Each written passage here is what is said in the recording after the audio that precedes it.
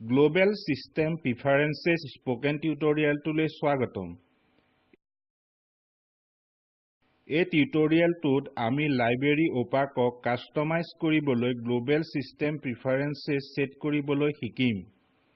A tutorial to record koriboloi mo bebohar korisu Ubuntu Linux OS 16.04 aru Koha version 16.05. এই টিউটোৰিয়েলটো অনুসৰণ কৰিবলৈ আপোনাৰ লাইব্ৰেৰী সায়েন্সৰ জ্ঞান থাকিব লাগিব। এই টিউটোৰিয়েলটো অভ্যাস কৰিবলৈ আপোনাৰ সিস্টেমত কোহা ইনষ্টল থাকিব লাগিব আৰু আপোনাৰ কোহাত এডমিন এক্সেস থাকিব লাগিব। যদি নাই অনুগ্ৰহ কৰি এই ওয়েবসাইটত কোহা স্পোকেন টিউটোৰিয়েল সিৰিজ চাওক। আহক আৰম্ভ কৰো। Super Librarianত বেলা আৰু তাৰ পাছৱৰ্ডৰে লগইন কৰক। কোহা হোমপেজত কোহা এডমিনিষ্ট্ৰেশ্যনত ক্লিক কৰক। পাছত গ্লোবেল সিস্টেম প্ৰিফাৰেন্সেছত ক্লিক কৰক। একুইজিশনছ প্ৰিফাৰেন্সেছ পৃষ্ঠা খুলিছে। বাওঁফালে এনহেন্স কন্টেন্ট টেবত ক্লিক কৰক।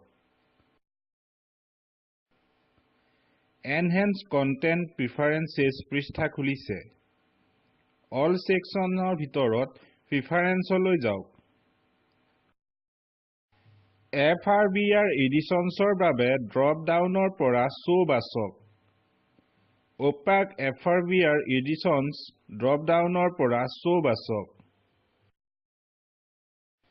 পাছত Amazonৰ বাবে Preference টেবলৈ যাওক। মই Amazon টেগক খালি ৰাখিম। Amazon cover imagesৰ বাবে drop downৰ পৰা show বাছক। মই Amazon localক এনেদৰে থম। Opaque Amazon cover imagesৰ বাবে drop downৰ পৰা show বাছক। পাছত HTML5 মিডিয়াৰ বাবে preference টেবৰ ভিতৰত HTML5 media enabledৰ বাবে drop downৰ পৰা in opaque and stuff client বাছক। HTML5 media extensions এনেদৰে ৰাখক। HTML5 media YouTubeৰ বাবে drop downৰ পৰা embed বাছক। Library thingৰ ভিতৰত preference টেবলৈ যাওক। Thing ISBNৰ বাবে drop downৰ পৰা use বাছক। সকলো প্ৰয়োজনীয় সলনি কৰাৰ পাছত পৃষ্ঠাটো সেভ কৰক। পৃষ্ঠাটোৰ ওপৰত Save all enhanced content preferencesত ক্লিক কৰি ইয়াক কৰক। এতিয়া একাটা পৃষ্ঠাত বাওঁফালে অৱস্থিত অপচনলৈ যাওক আৰু Opaqueত ক্লিক কৰক। Opaque Preferences পৃষ্ঠাটো খুলিছে। Appearanceৰ ভিতৰত Preference টেবলৈ যাওক। Library nameৰ বাবে উক্ত লাইব্ৰেৰী নামটো ভৰাওক। মই লিখিম Spoken Tutorial Library। আপুনি নিজে বনোৱা লাইব্ৰেৰী নামটো ভৰাব লাগিব। পাছত Opaque base URLলৈ যাওক আৰু ডমেইন নামটো ভৰাওক। মই এইটো লিখিম। আপোনাৰ প্ৰিফাৰেন্স অনুসৰি আপুনি Opaqueৰ বাবে ডমেইন নামটো সেট কৰিব পাৰে। পাছত Opaque Creditsৰ বাবে ক্লিক টু Editত ক্লিক কৰক। ফুটাৰৰ বাবে HTML ফাইল টেগটো লিখক। মই এইটো লিখিম। পাছত Opaque header আহে। ইয়াত ক্লিক টু Editত ক্লিক কৰক। হেডাৰৰ বাবে HTML টেগটো লিখক। মই এইটো লিখিম। Features sectionৰ ভিতৰত Preference টেবলৈ যাওক। পাছত Opaque Patron Imagesলৈ যাওক আৰু drop downৰ পৰা Show বাছক। পাছত Opaque Reset Passwordলৈ যাওক আৰু drop downৰ পৰা Allowed বাছক।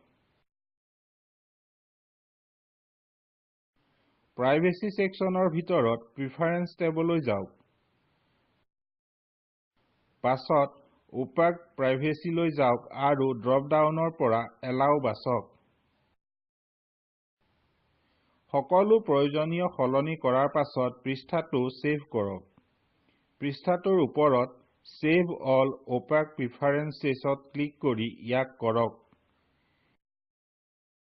এতিয়া আপোনাৰ কোহা সুপাৰলাইব্ৰেৰিয়ান একাউণ্টৰ পৰা লগ আউট কৰক তাক কৰিবলৈ প্ৰথমে ওপৰত সোঁফালে চুকলৈ যাওক স্পোকেন টিউটৰিয়েল লাইব্ৰেৰীত ক্লিক কৰক পাছত ড্ৰপ ডাউনৰ পৰা লগ আউট বাছক এতিয়া opaqueত হোৱা সলনিক পৰীক্ষা কৰিবলৈ মই মোৰ ৱেব ব্ৰাউজাৰ খুলিম আৰু লিখিম 127.0.1.1/8000